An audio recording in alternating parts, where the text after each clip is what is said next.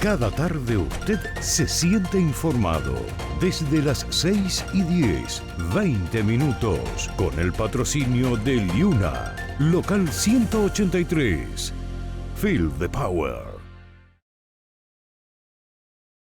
Cuando hay cambios en materia de inmigración, existen dudas. Cuando hay dudas, usted busca respuestas. Y para encontrar esas respuestas, Vilma Filici, Filici Immigration Services, especialista en inmigración, 416-482-1575.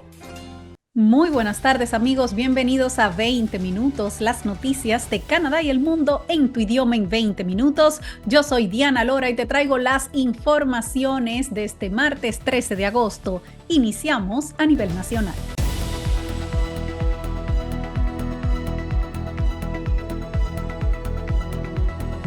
Un informe de la ONU critica duramente el programa de trabajadores temporales extranjeros de Canadá. Un informe de las Naciones Unidas subraya que es necesario conceder a los trabajadores extranjeros temporales en Canadá el estado de residentes permanentes para acabar con la explotación actual que viven muchos de ellos. Hace un año, Tomoya Obokata, un relator especial de la ONU, denunció el programa de trabajadores temporales extranjeros de Canadá como un caldo de cultivo de formas contemporáneas de esclavitud, así lo calificó, y ahora ha publicado su informe final redoblando las críticas al programa. Obokata dijo que estaba profundamente consternado por los relatos de explotación y abusos que le habían contado los trabajadores migrantes durante una misión de investigación que duró 2 semanas y que realizó en agosto del año pasado. Les voy a leer algunas de las partes de este informe. Dice: el relator especial mantiene la opinión de que el programa de trabajadores extranjeros temporales sirve de caldo de cultivo para las formas contemporáneas de esclavitud, ya que institucionaliza asimetrías de poder que favorecen a los empleadores e impiden a los trabajadores ejercer sus derechos.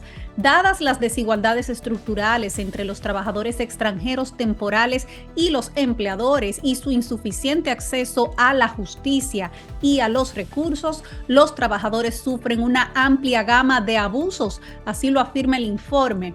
Dice además, el relator especial recibió informes sobre pagos insuficientes y robo de salarios, abusos físicos, emocionales y verbales, horarios de trabajo excesivos, descansos limitados, trabajo extracontractual, funciones directivas no remuneradas, falta de equipos de protección personal, incluso en condiciones peligrosas, confiscación de documentos y reducción arbitraria de la jornada laboral. Las mujeres también denunciaron acoso sexual, explotación y abusos.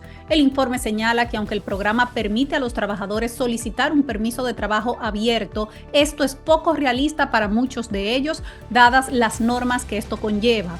Este informe llega en un momento en que el gobierno está considerando reducir el número de trabajadores temporales extranjeros, limitando los empleadores y sectores elegibles para contratar a trabajadores fuera de Canadá. Y por otro lado, reportan un aumento de casos de Mpox en Toronto. Esa es la viruela del mono. Toronto informa de un pico de casos de viruela del mono y las autoridades sanitarias instan a los residentes a que cumplan los requisitos de vacunarse para contener esta propagación. En un comunicado de prensa que fue emitido hoy por el Servicio de Salud Pública de Toronto, se informó que hasta el 31 de julio se habían confirmado 93 casos. El año pasado, para esta misma fecha, el recuento de casos en la ciudad era solo de 21, así que estamos hablando de casi 4 veces la cantidad de casos del año pasado.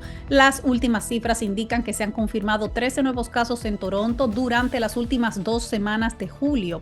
Según Toronto Public Health, se han notificado casos de viruela símica en toda la ciudad, pero se ha observado una mayor concentración de infecciones entre los residentes del centro de Toronto.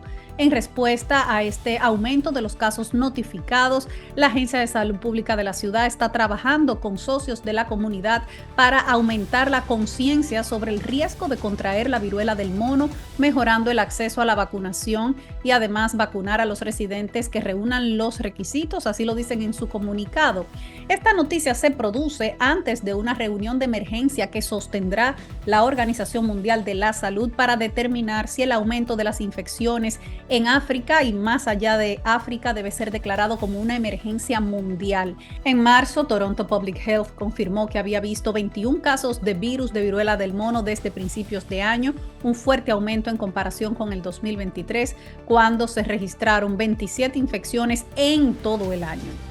Y amigos, los fenómenos atmosféricos severos se van a extender hasta el otoño. Las autoridades de las agencias meteorológicas y de respuesta ante emergencias de Canadá dieron una actualización que indica que tendremos más fenómenos meteorológicos extremos que la media normal durante esta temporada. Los responsables de seguridad pública de Canadá declararon que en la actualidad hay 474 incendios activos en todo el país. De ellos, 167 están fuera de control, incluido el incendio activo en Jasper, en Alberta.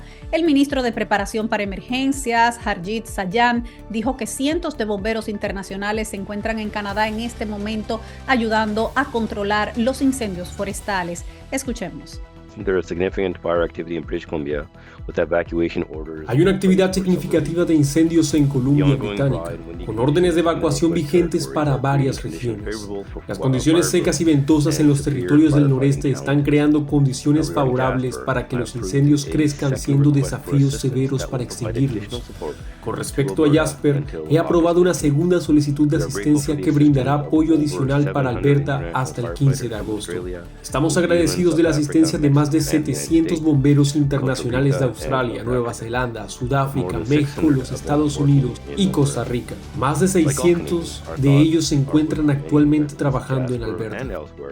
Además, dijo que los incendios forestales son la prioridad de este año para todos en este momento, pero que también hay que estar claros de que estamos en medio de la temporada de huracanes. En ese sentido, el meteorólogo de Environment Canada, Sébastien Chunirat, dijo que Canadá también tendrá una temporada de huracanes por encima de lo normal, con entre 17 y 24 tormentas con nombre que se espera que lleguen a Canadá a finales de año. La media de los últimos 30 años es de 14 tormentas con nombre. En este caso se supera con creces. La mayoría de estas tormentas afectarán a las provincias atlánticas y a Quebec. De estas tormentas con nombre, para el 2024 se espera que 3 sean huracanes de categoría 3 a 5. Estudios recientes muestran que el cambio climático probablemente influye en el aumento del número de grandes huracanes de categoría 3 a 5, al tiempo que demuestran que los vientos máximos son cada vez más intensos, dijo el meteorólogo. Y señores, aumentan a 3 las muertes por listeria por consumo de leche de almendra. Una tercera persona ha muerto y 15 han sido hospitalizadas como consecuencia de un brote de infecciones por listeria relacionado con bebidas vegetales que han sido retiradas del mercado. Según el gobierno canadiense, ya se han confirmado 20 casos de enfermedad por listeria relacionados con este brote. Muchas de las personas que enfermaron habían consumido bebidas de las marcas Silk y Great Value antes de contraer la enfermedad. Así se dice en la alerta de retirada que emitieron las autoridades de salud pública. También han instado a los canadienses a comprobar si hay productos afectados en sus neveras o en sus despensas. La retirada afecta a varias alternativas de leche vendidas por la marca Silk, como por ejemplo la leche de almendra en sus distintas presentaciones y Great Value. La mayoría de las enfermedades notificadas afectan a mujeres de 50 años o más. De los infectados confirmados, 13 se encuentran en Ontario, 5 en Quebec, 1 en Nueva Escocia y otro en Alberta. La listeriosis grave puede causar la muerte, meningitis, una infección cerebral e intoxicación sanguínea. Las infecciones también pueden propagarse a los fetos en el útero, pudiendo provocar abortos o también mortinatos o enfermedades potencialmente mortales. Por eso la recomendación es que si encuentra el producto afectado en su casa, tírelo o devuélvalo al lugar donde lo compró, pero no lo consuma. Y recuerde que los síntomas pueden aparecer entre 3 y 70 días después de la exposición. El pasado 7 de agosto, la Agencia Canadiense de Inspección Alimentaria reveló que los productos retirados se fabricaron en Pickering. Y en otro orden, llamarán a testificar a los ministros de Inmigración y Seguridad Pública y les voy a decir por qué. Los parlamentarios acordaron en el día de hoy que los ministros de Inmigración y Seguridad Pública deben declarar lo antes posible sobre los controles de inmigración y seguridad que tuvieron que pasar un padre y su hijo que han sido acusados recientemente de un presunto plan de ataque terrorista en Toronto que fue frustrado por la Real Policía Montada.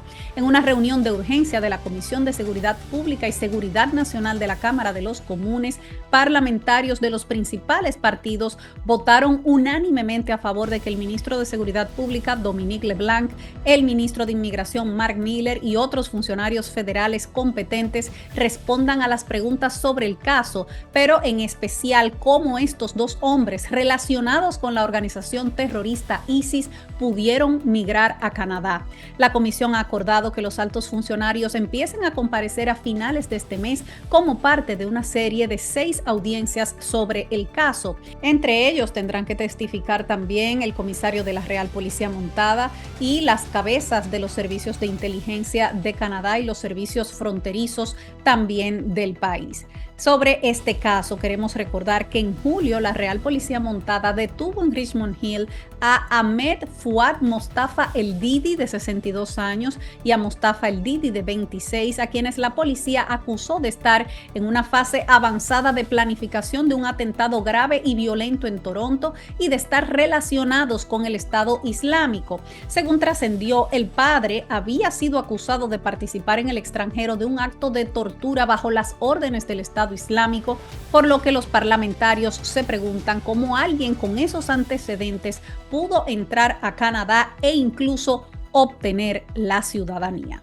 Vamos a hacer ahora una breve pausa y cuando regresemos nos vamos al plano internacional, hoy con importantes noticias desde los Estados Unidos, desde Venezuela y también desde el frente de guerra entre Ucrania y Rusia. Ya regresamos. Cada tarde usted se siente informado. Desde las 6:10, 20 minutos, con el patrocinio de Liuna, local 183. Feel the power.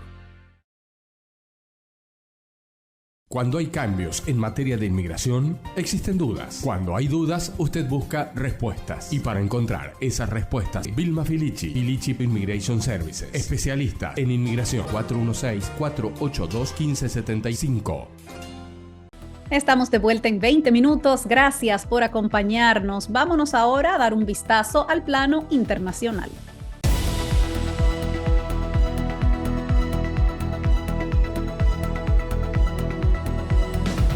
Empezamos por la accidentada conversación entre Trump y Elon Musk en la red social X. Donald Trump volvió a narrar su intento de asesinato y prometió la deportación más grande en la historia de los Estados Unidos durante su regreso a la red social, antes conocida como Twitter, en una conversación que se vio plagada de fallas técnicas. En la conversación pública entre Trump y Musk, que fue mayormente amigable, el expresidente insultó varias veces a la vicepresidenta Kamala Harris, a quien llamó incompetente y a quien incluso comparó con su esposa Melania Trump al referirse a la portada de la revista Times, que esta semana tiene el dibujo del rostro de Kamala. Según Trump, la pintaron de una forma tan favorecedora que según él parece una estrella de cine o la ex primera dama Melania Trump. Además, volvió a referirse al retiro de la candidatura de Biden como un golpe de Estado. La conversación pretendía llegar directamente a millones de votantes, pero al mismo tiempo era una oportunidad para la red social X, una plataforma que depende en gran medida de la política, para que se redimiera tras algunas dificultades que ha tenido en el pasado, pero no empezó como estaba planificado. Ya había 878,000 usuarios conectados a la conversación a la hora pautada, a las 8 de la noche, pero esa conversación terminó iniciando más de 40 minutos después. A muchos de esos usuarios lo que les apareciera un mensaje que decía detalles no disponibles. El equipo de Trump publicó que la entrevista en X se vio desbordada por los usuarios que se conectaron y una vez que la reunión empezó, Musk se disculpó por la demora y señaló que había sido causada por un ataque masivo que desbordó el sistema de la compañía, de lo cual no se tienen mayores detalles, pero claro, esto nuevamente ha levantado los cuestionamientos sobre sobre la capacidad de X, antes Twitter, de manejar eventos de transmisión en vivo masivos.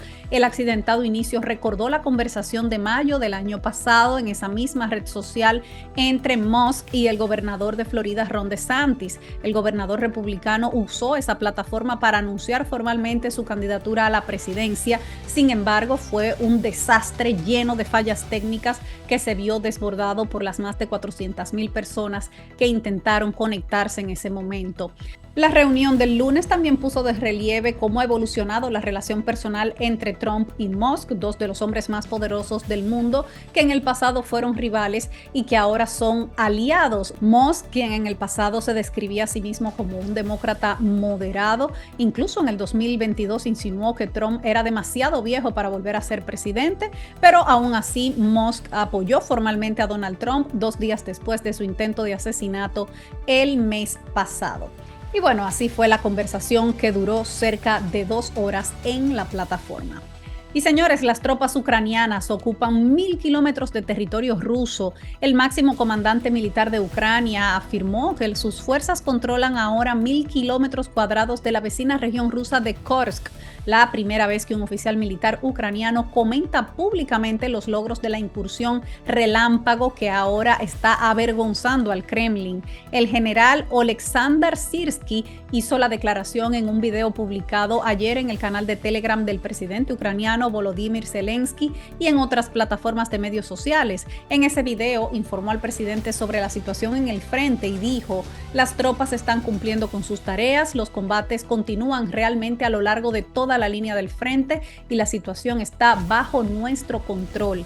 Las fuerzas rusas siguen esforzándose por responder a este sorpresivo ataque ucraniano tras casi una semana de encarnizados combates. El presidente ruso Vladimir Putin afirmó que la incursión que ha provocado la huida de más de 100,000 civiles es un intento de Kiev por detener la ofensiva de Moscú en la región ucraniana de Donbass Oriental y ganar peso en posibles futuras conversaciones de paz. Por su lado, Zelensky confirmó por primera vez que el ejército ucraniano está operando dentro de la región de Kursk. En Telegram elogió a los soldados y comandantes de su país por su firmeza y acciones decisivas. En su intervención del lunes en una reunión con altos funcionarios de seguridad y defensa, Putin dijo que el ataque que comenzó el 6 de agosto parecía reflejar el intento de Kiev de lograr una mejor posición de negociación en posibles conversaciones para poner fin a la guerra, pero insistió en que el ejército de Moscú va a prevalecer. Y señores, Estados Unidos niega haber ofrecido una amnistía a Maduro. Un reporte del medio estadounidense Wall Street Journal ha generado preguntas sobre una supuesta oferta de Estados Unidos para que el presidente Nicolás Maduro acepte su derrota a cambio de una amnistía. Celia Mendoza, de La Voz de América, nos da detalles desde el Departamento de Estado en Washington. Estados Unidos niega haber ofrecido amnistía a Nicolás Maduro y otros miembros del gobierno venezolano, después de que el diario Wall Street Journal reportó que la administración Biden tendría todas las opciones sobre la mesa para convencer al mandatario venezolano a que deje Miraflores en enero, lo que implicaría aceptar la victoria de Edmundo González. Eso no es cierto. No hemos hecho ninguna oferta de amnistía a Maduro ni a otros desde que se llevó a cabo esta elección. Vedant Patel, subvocero del Departamento de Estado, reiteró el llamado de la administración a negociar una transición pacífica apegada a la ley venezolana y liderada por venezolanos, y condenó las detenciones masivas y la represión contra el pueblo venezolano, incluida la oposición. Estados Unidos está considerando diversas opciones para presionar a Maduro con el fin de que Venezuela retome el camino democrático y continuará haciéndolo. Pero la responsabilidad de aclarar el resultado de las elecciones recae en Maduro y en las autoridades electorales venezolanas. La idea de una mediación de este tipo no es sencilla, explicó a La Voz de América Igor Cotto, abogado experto en negociación y resolución de conflictos. De aquí ha habido N cantidades de negociaciones. Se han generado al menos 2 grandes acuerdos, que fue el acuerdo de Barbados y entre Estados Unidos y Venezuela el acuerdo de Doha. Y la gran verdad es que el gobierno no ha cumplido con lo pactado en dichos acuerdos, porque su alternativa de no negociación siempre ha sido mejor que cumplir lo acordado. Luego que Estados Unidos reconociera que Edmundo González recibió el mayor número de votos en las elecciones, Maduro publicó el documento que, según él, se acordó con Estados Unidos en Qatar y donde se garantiza poselección el levantamiento total de sanciones y restablecimiento de relaciones diplomáticas. Siempre he dialogado. Si el gobierno de los Estados Unidos está dispuesto a respetar la soberanía y dejar de amenazar a Venezuela, podemos retomar el diálogo, pero con base a un punto único: cumplimiento de Qatar. Este es el acta de aquella negociación. La gran pregunta es ¿qué pueden hacer estos países? ¿Qué propuestas, qué opciones pueden poner los países sobre la mesa para hacerle ver al gobierno que le sale mucho mejor aceptar esa negociación y ese acuerdo que seguir ejecutando la alternativa como históricamente lo han hecho? Celia Mendoza, Voz de América, Departamento de Estado. Y ya para finalizar, amigos, vamos a ver lo que nos espera mañana en el clima en las principales ciudades del país.